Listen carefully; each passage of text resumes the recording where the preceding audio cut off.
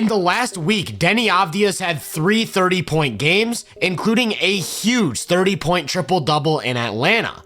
And this really is just a continuation of the flashes we've been seeing for months now. Ever since that big 2-game stretch in late January against the Thunder and the Bucks, he's only progressed as Chauncey Billups has gotten comfortable giving him more responsibility. And a week out from the end of Portland's season, I can't help but wonder if he's going to come into next year as a legitimate all-star caliber player. The Blazers are in a situation where they've got a surplus of guards and they're in the process of developing young talent. So Deni spent a lot of this season playing away from the ball as a spot-up shooter. And this is where you could argue he made his most meaningful leap because he went from someone who basically never took threes to a legitimate floor spacer. It's not like he's just out there torching teams, but he's made 35.5% of his catch and shoot threes on almost 4 attempts a game, which is good enough to at least make the defense think about closing out. And thinking about closing out is all it takes to open up his best quality as a player,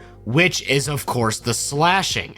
On some of these plays, it looks like he's shot out of a cannon with how quickly he attacks and builds up a head of steam.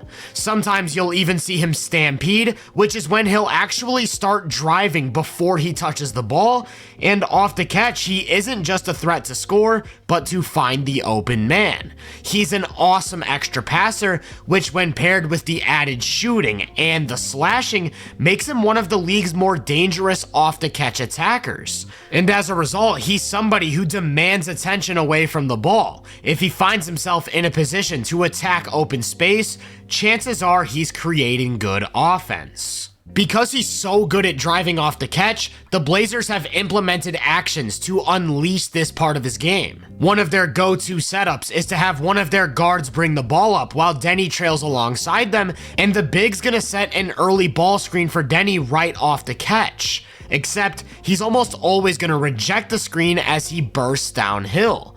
The idea is that with the early ball screen serving as a decoy, the opposing big's going to be lifted above the paint, so by attacking in the opposite direction, there's nobody to protect the rim. And this is especially tough to defend with Deni because not only is he really difficult to stay in front of, even if his defender cuts him off, chances are he's going right through them. I actually think it gets overlooked how big he is. He's listed at 6'9", 240 pounds, so he's capable of moving around most defenders who stand in his path. And when you pair that size and strength with the speed, you're left with someone who's an absolute freight train as soon as he gets a few steps down. Let's focus on the speed for a second. He's earned the nickname Turbo for a reason. In a straight line, there aren't many in the league who are faster. And with the way he pulls down defensive rebounds, that means he's consistently in a position to start the break and do what he does best. With the speed, he's also really quick to change directions, and he takes extremely tight driving angles, so it's really tough to contain him in a back pedal. That ability to change directions especially stands out on his gathers. Here's one where he starts a drive right and gets really low to the ground, then as soon as Shea's about to meet him, he stands up and gathers the ball high while attacking open space to his left. You could make the argument that the way he gathers the ball is one of the biggest separators between him and a lot of other downhill creators. One of his go-tos is this misdirection gather, where he'll start a drive one way to get a defender leaning, only to immediately redirect while swinging the ball up from the ground and into a finish. And because of his length, he can do this from as far out as the three-point line, often catching a defender's hand in the cookie jar in the process. To make things even more difficult, sometimes you'll see him go to one of these low misdirection gathers, then immediately slow his momentum to create an easier finish. Deceleration is another big part of his driving game. He's so fast and so powerful in a straight line, then he balances that beautifully with the use of slow steps. And what this does is it completely throws off the timing of not just his defender, but potential help. Notice how iHeart is expecting him to finish, so he goes vertical, only for those slow steps to extend the drive up until there's an opening. Here's another example. This time there's no rim protector, so when he gets by Mobley's hip, Mobley's the one who has to recover. If he went straight to the rim, he's not gonna win off of athleticism, but by using the slow steps, he makes Mobley leave his feet, which then leads to 2+ a foul. Now, here's what it looks like when there's a rim protector in position and a defender glued to his hip. First, he's going to use the inside shoulder to create contact, then he's going to bump them off while going to the slow steps, creating an opening at the front of the basket. I'm not sure if there's a player in the league who's better at creating contact. If he gets even half a step by his defender's hip, he's using that inside shoulder to eliminate any chance at recovery. And really, that applies to when his drives get outright cut off as well. Instead of trying to finesse his way into a new lane, he's dropping that shoulder and straight up playing bully ball. It isn't just because of the size though. One thing I want to make note of is how low he gets to the ground while driving, which not only allows him to build up speed a lot quicker, it allows him to simulate the lower center of gravity that you see with guards. So now we're talking about speed, power, and a low center of gravity all going into the chest of a backpedaling wing. Good luck staying attached to the ball.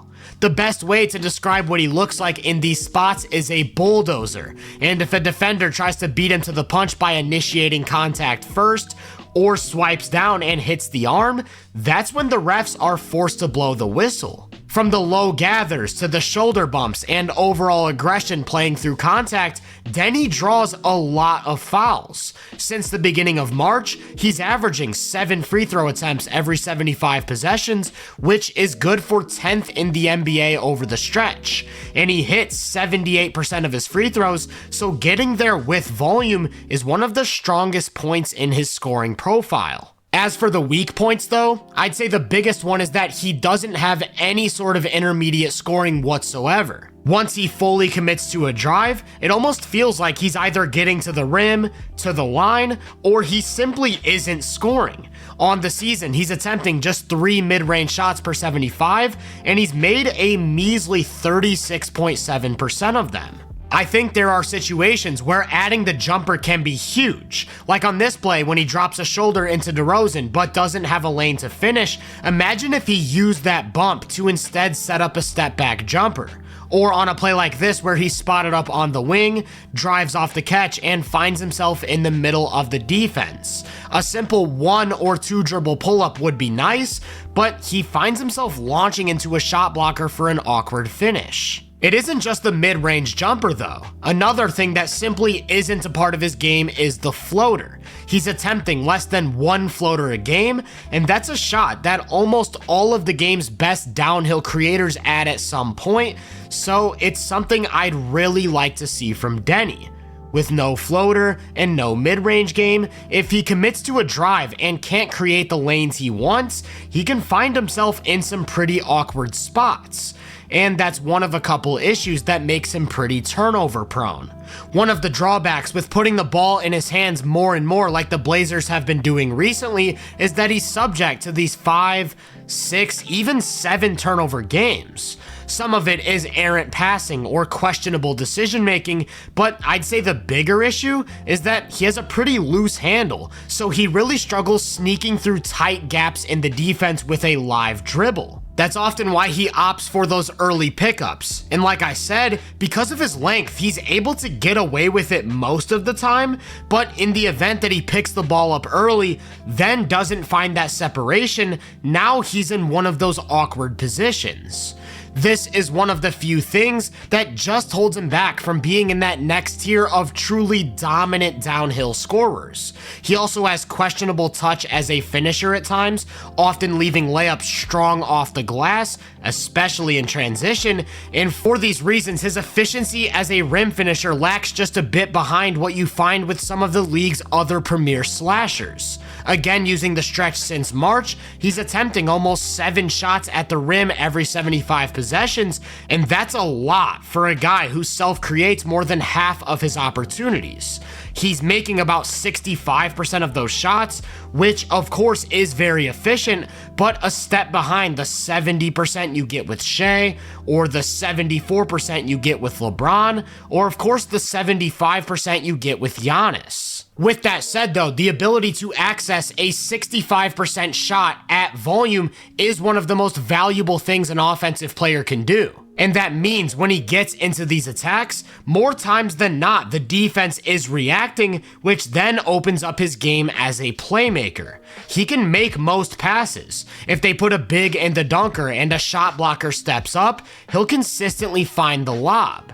Something the Blazers really like to do though is start their big near the top of the key and have them dive behind drives, to which Deni will again consistently find them for points at the rim. What stands out most to me about his playmaking though is the finds he'll make out of his go-to scoring moves. Here's that signature shoulder bump into some slow steps before laying it down to Klingin.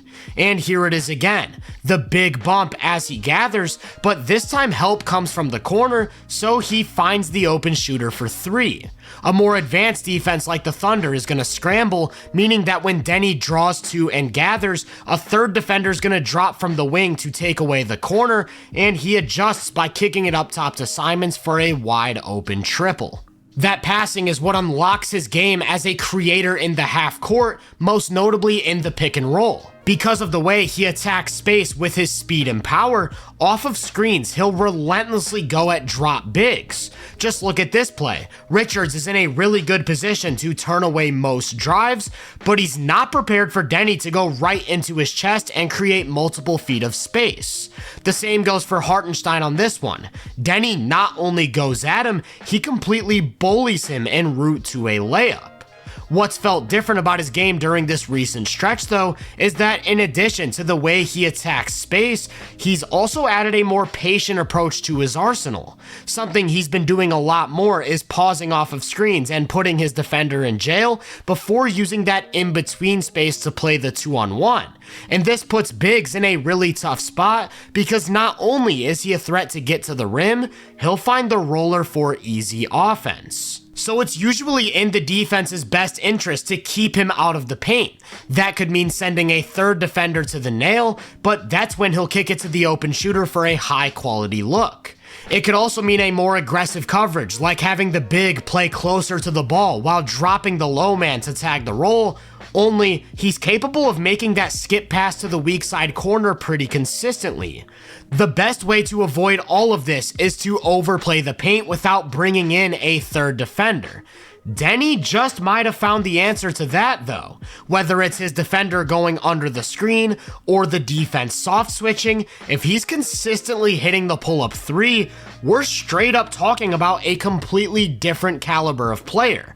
And honestly, that's been a big part of this recent stretch as he's been shooting lights out. Over his last 13 games, he's attempting just over 2 pull-up threes a game and hitting 44.8% of them. Just for comparison, in the 59 games he played before that, he was attempting just 0.7 pull-up threes a game, so we're talking triple the volume. If this is a shot he can get to 3 or 4 attempts on even passable accuracy, now defending him becomes a completely different challenge. Overplay the drive, and he's using that space to make them pay from 3.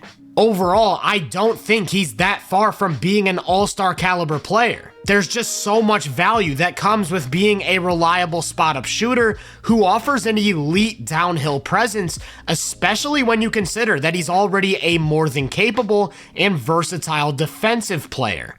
The main thing I'm looking for in regards to that leap into a legitimate star is the intermediate scoring. I think the addition of a floater and even just a somewhat reliable mid-range jumper would not only make his scoring less one-dimensional, it would lead to even easier shots at the rim, easier passes to teammates, and less turnovers. Keep in mind, he just turned 24 years old, and he's locked until 2028 on one of, if not the best contract in the NBA. So regardless of where he goes from here, the Blazers undoubtedly have a building block for the future. If you enjoyed this breakdown, make sure to drop a like, subscribe, and turn my post notifications on to be first on more content. If you're interested in my more in-depth research, make sure to check out the Hoop Venue podcast and my social media profiles. You can find those links in the description. Feel free to let me know down in the comments what you think of Deni. As always, I hope you all have a great day, and I'll catch you guys in the next one.